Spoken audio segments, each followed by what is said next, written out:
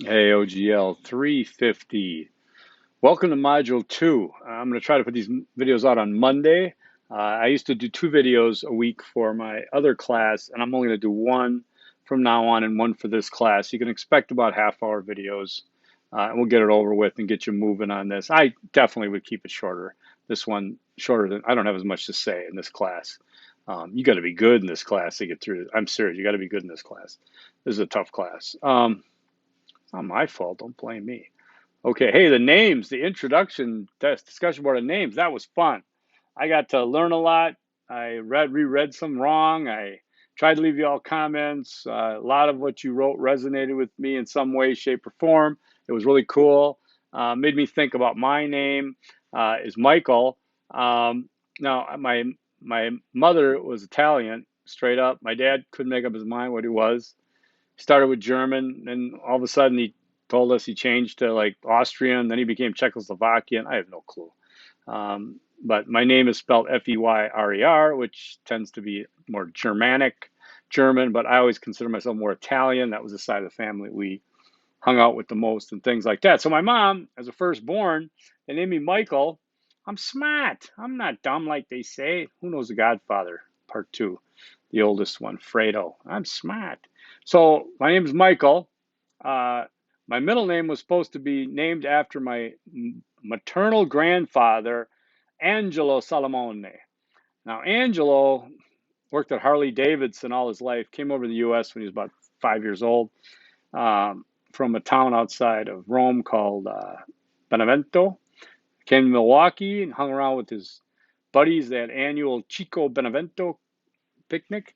So I was supposed to be named Angelo. Let's put those together. Michelangelo. I was supposed to be Michelangelo. God, what would I have been doing right now? Nothing. Um, my dad, he nixed it. Nope, no way. He said, you got to pick the first name, I get the middle name. My dad proceeded to curse me with his middle name, which is Lawrence. I have nothing against Lawrence, but Michael Lawrence pales to Michelangelo. And so Lawrence it was. And what did I do when I had my firstborn? Well, his mom named him, so I had the joy of giving him his middle name. What did I do? I went right ahead and carried the family tradition and named him Avery Lawrence. But frankly, my two sons have initials of ALF for Alf, and my other son, his initials are ATF, alcohol, tobacco, and firearms.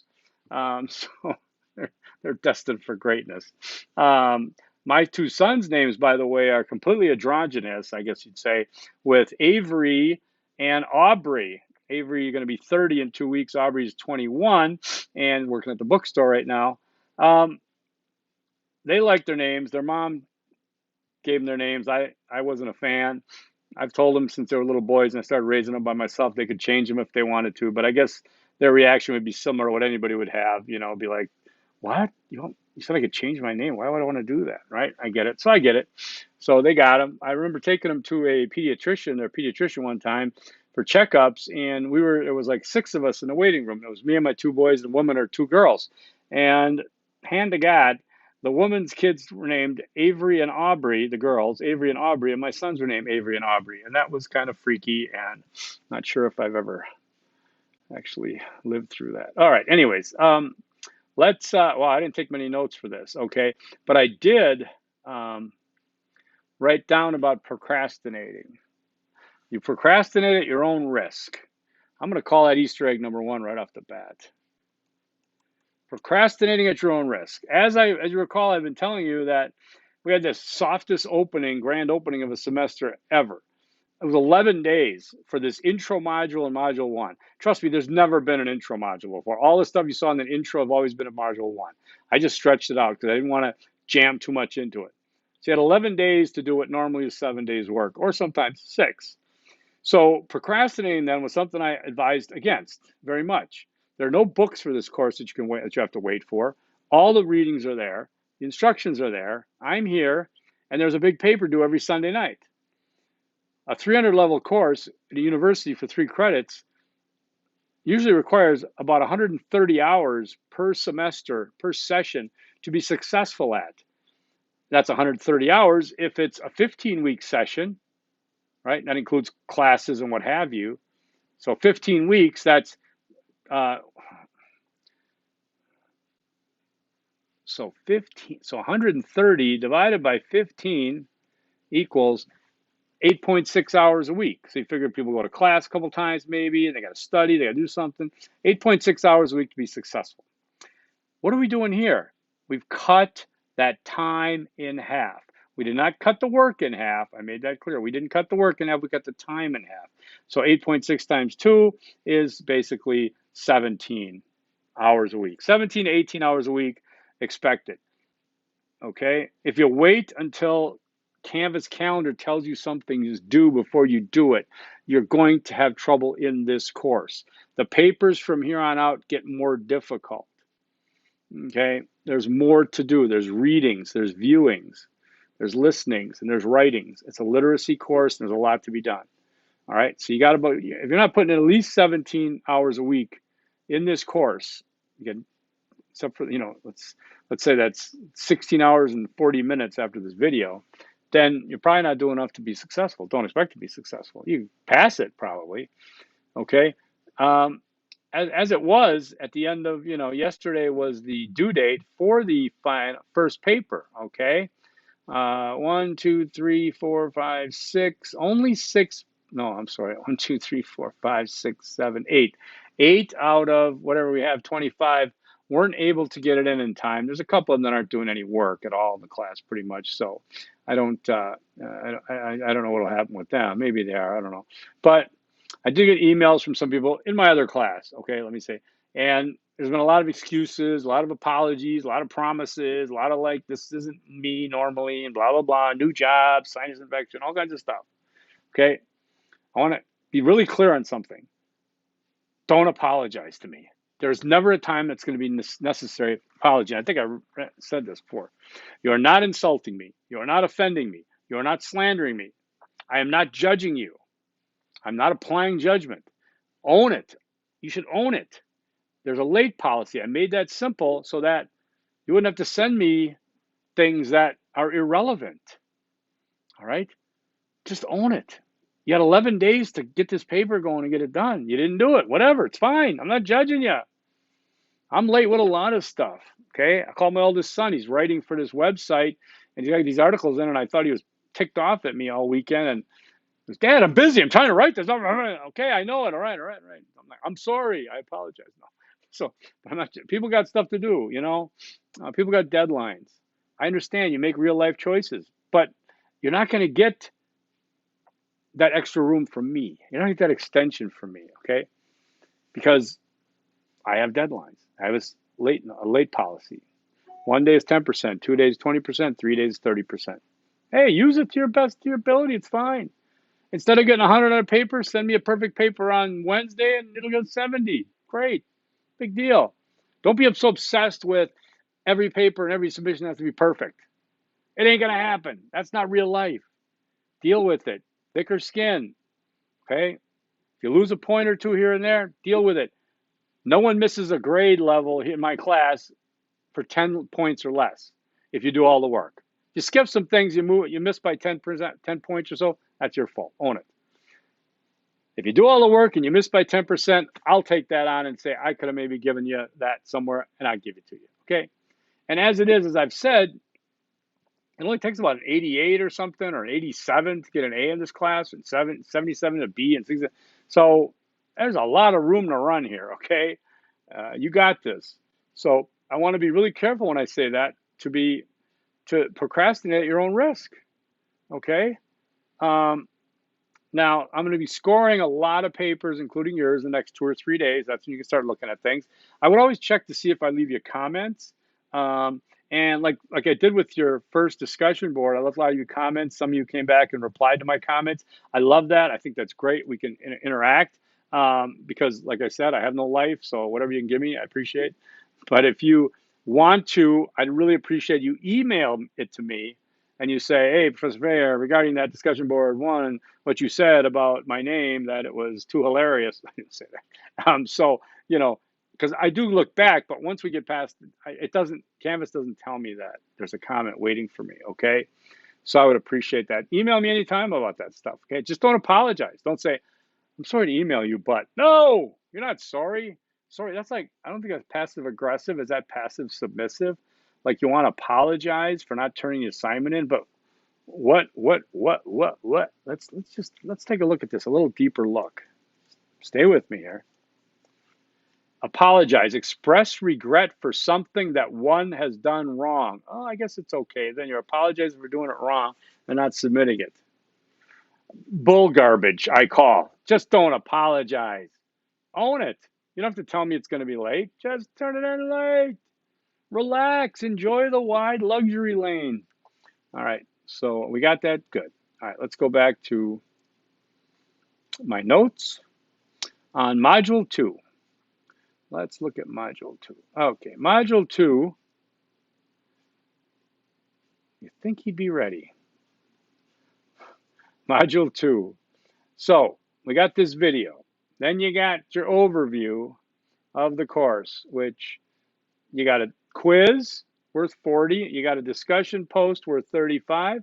You got the video of 5, of course, and you got the second paper. So you got a straight 180-point module here, all right?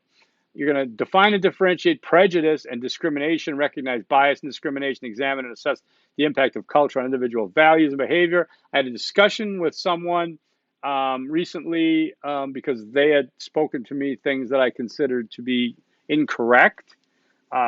She called it racism, or, it's that old reverse racism myth. And as an academic who studied African American studies and African studies and human rights, there's pretty, academically, scholarly, there are narrow definitions, definitive definitions, I guess definitive definitions, the same thing, of these terms that we often misuse. Okay, same thing like you say research. I can research a trip to Europe, you can research a new car, but that's not really research. It's what we do. Colloquialism, speak in real life, we just research. I'm going to research a new car. You're not, okay? Because research at this level, academic university, you have to add some kind of knowledge to the body of knowledge in your field. I don't care if it's a teaspoon in the ocean. You have to add research. Researchers are basically required to keep the ball moving, to learn something new. They're not there. Like in high school, we did research. You did a research paper on the Titanic, okay? So you went to the library and you got everything you could find on the Titanic and strength of steel and who was on the boat and what was the iceberg situation like, shipping lanes, all that. And then you went, print it out and grabbed it and said, here you go, teacher, my research paper on the Titanic. No, it isn't. You just gathered some facts and put them in a paper and regurgitated them. That's all you did. You didn't discover anything new. Did you rent a sub and go down there and discover something new about the room? No. But at this higher level, that's what research is. That's what all those buildings at universities, especially those universities called research universities, that built those buildings. Research. ASU's got a lot of research, a building devoted to like the research of Mars and the Mars rover and the space things. That they have to discover things. They have to bring things to the table, keep the ball moving. All right, and just don't gather all the, let me just compile all this. Research isn't Google, okay? So anyways, that was really going off the deep end. All right, so to do, you got things to read there. You got to choose either 1 and 2 or number 3. There's choice 1 is number 1 and 2 because they go together, or they're about the same amount of pages, okay? And you need to discuss and cite them as part of your Module 2 paper. Now remember, as I promised you, if I could only show you this class the way it was when I started, there were about 6 things here. You're supposed to read them all, and you're supposed to cite 3 of them. Whew, I got to keep it real, okay? Anyways, what was I saying about the race? Oh, yeah, and so the definition, and I explained to her that, no, there was no reverse racism. Racism is a system. It's a system that is either in an institution, it is set up where that one group of people have significant enough power over another group of people, okay? And I think we all know what we're talking about here, but the oppressed people cannot be racist towards the superior considered people in the society because they don't have the power to do so institutionally. Okay, individually, it's all different thing. Then we get into bigotry, where I think my people are better than your people, or I don't like those kind of people. That's a bigotry. Then you've got prejudice. Okay, oh, I know those people. They're all like that. It's prejudging. So when you move into these higher levels of intellect that you have and that you're entering, especially in a area where you want to be at leadership and think about diversity and things, you want to be really accurate in your terminology. Okay, you want to know when there's racism and what is this myth about reverse racism and what is prejudice, what is bigotry. They have differences, okay, distinct differences. So, anyways, then there's a presentation by Dr. Eleanor Seaton, Unpacking Systematic Racism A to Z. Set aside some time because I didn't surprise you about how long it was, but it's a video that goes for 2.5 days. No, it goes for hour and 25 minutes. Doesn't that sound like less now? Okay. About this thing. And I think it's really good. These are things that, again, save some of this stuff. Save it. Damn it. Can you save? So that you can look at this and you need it. Say you're going to be promoted in your company, you got an interview or something. Refresh some of this high-end stuff so you can impress those people. All right? Save it. All right, then there's an activity. I hate activities. What is this, 8th grade? There should be nap time. Okay, take the race implicit test. I left this in here. I wasn't gonna. I left it in there, but take it. Okay, take it. Damn it. If you have trouble, let me know. Write down your results. If you fail it, so you flunked a racism test. Now what? I mean, I've taken it, and I show what you'd expect for a whatever boomer white guy. But even one who's studied as much as I have in terms of civil rights, human rights, society, and that, it wasn't great. It wasn't bad by any means. Okay, so, and my sons are biracial too, so I have that knee-jerk protection in me because too many people that I talk to from my generation think that, oh, he's cool. I'm just going to tell him all my bullcrap racism, and he'll be fine with that. Hail to the no. Okay, so the discussion 2, there are 2 options. Pick one option. One option is stigma, and there's certain things to deal with there with additional background links available. Option 2, normalcy of racism. And there's a link about President Obama on George Floyd's death and the maddening normalcy of racism. And that's obviously, I mean, I don't know, I think that's my favorite, but I don't care. I love to see people choose stigma. Not many do, because I think that there's a lot of, like I said, still raw emotion from, the things we've seen since Black Lives Matter movement came to the fore and such. So choose which one you work and be sure to, and this is worth what?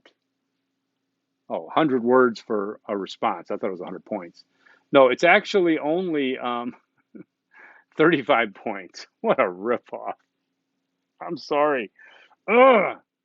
Do the best you can on this. I give out extra credit. You'll notice when people impress me with their effort, their work, I'll say 10% EC awarded. Now here that's only 3.5 points, so I would do much better than that. Okay. In fact, I overgrade so many times that my Canvas scores the grade, it'll come off, it'll say, you just awarded that student an unusually high score. Is that what you wanted to do? I'm like, heck yeah. They came and crushed it.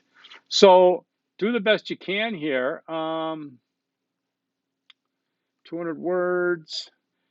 Okay, I'm going to talk to people right now. These choices have, these prompts, there are a number of different questions here. For example, the first one, how do we increase bias detection in others and ourselves to overcome stigma? How can we be leaders in ending discrimination and xenophobia revolving around COVID-19? Okay, those are 2 separate issues right there in questions. If you choose that one, I expect you to have 2 separate blocks, like 2 separate paragraphs, but you can't do paragraph indents either, so I only expect you to skip a line. So I could tell when you're shifting gears. For the second choice, how can we rise President Obama's bomb? That's one question. Sustain the racial justice, that's another question. That's two more. Okay. And then there's inner work and structural work. There's a bunch of questions in there. What in the world is that? Oh, please choose one question in each of the group below to reflect upon your discussion posts. These are very specific. Don't give me just one block of writing. I am going to destroy that. Consider your reader. Consider the organization of your writing as a literacy class. L. You want to organize your writing to match up the way it was asked of you. Notice I didn't jam everything together, okay? So that's really important that you do that. All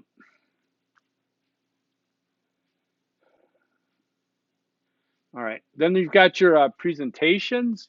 There's two different Dr. Mertz audio visuals. One's 20 minutes, one's 15. Approximately, those a lot less than the first one. And then leads you to the quiz. So set aside the times. You want to do the quiz right away, probably. 40 points, 80 minutes. Oh, who did that? 2 minutes a question? Oh, I'm sorry. It only contains 39 questions because I got rid of one question that I didn't like, and I made another one 2 points. So the questions are here. I mean, oh God, I think 2 minutes a question is way too long. Anyways, I guess I'll use you as a test group, and then we'll go from there and figure out if I need, because I'd like to do 39 questions, 39 minutes, or whatever, a minute a question, right? Remember, there's no late quizzes accepted, so do it, get in, get out, you're done, right? It is due on the 4th, which is what, Saturday? Correct. So it's due Saturday before midnight. All right, so then you get to the Module 2 paper with 100 points.